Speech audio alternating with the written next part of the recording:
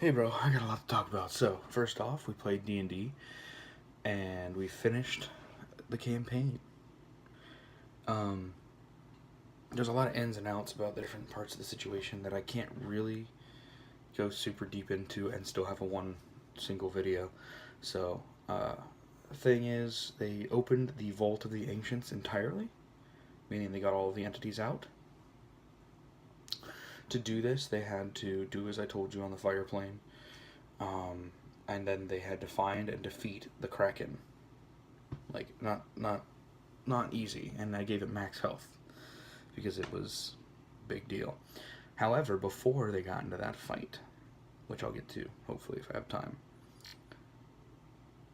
they were attacked by I think 7 or 8 Ifrit royal guard because when they were on the plane of fire, they killed the Grand Sultan, and they kind of took it personally. So they found them, sought them out, and found them, and they ended up killing and dismembering different members of the party. One of which being Carell, the other one was Francis.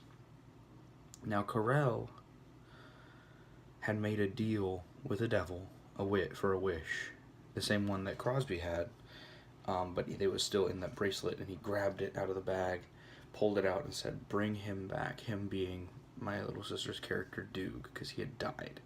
And he said, "I don't care what the price is, do it."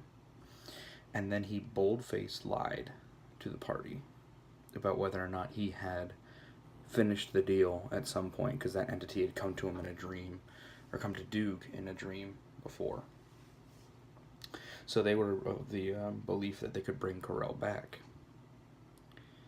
Then they come to find out that they couldn't, because he was his soul was claimed by an entity. He had no ability to actually return to a body if they brought him back. So sad. They did end up bringing Francis back, even though he didn't have a head, with reincarnate. So Francis ended up being a wood elf. They brought Dwayne back from being a zombie because they found him and purified him in the abyss. I don't remember if I told you that. And then they ended up resurrecting Julian and purifying his demonic corruption as well. So, all in all, they lost 2 player characters and Carell in their journeys.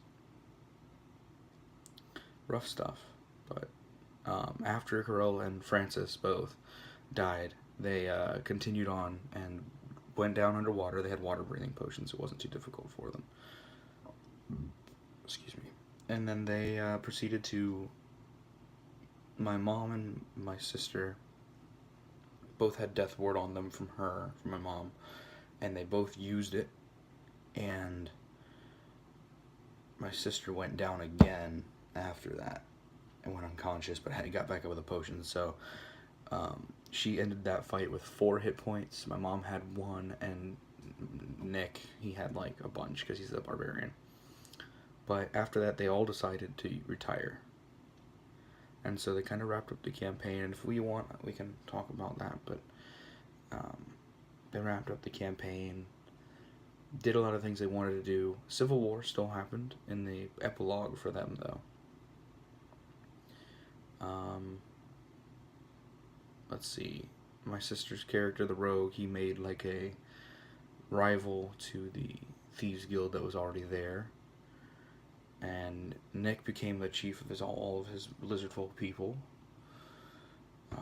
And my mom kind of helped name the new land that they fought for, and was kind of like a background player for a lot of stuff. Because as she got older, she kind of backed up, because Osmar lived way longer than humans. So she kind of left with Julian to go kind of walk around as like an old healer lady. And then we started a new campaign where they were on a ship. It crashed into the far western reach lands where the Tabaxi are from in my world. And they don't really know what they're doing yet, but they'll figure it out. There is an overarching storyline over there, so they'll figure that out. But I'm getting close to the end, so I'm going to say goodbye, and I hope Arrow is feeling better. I saw a lot about that. So, yeah, see you tomorrow.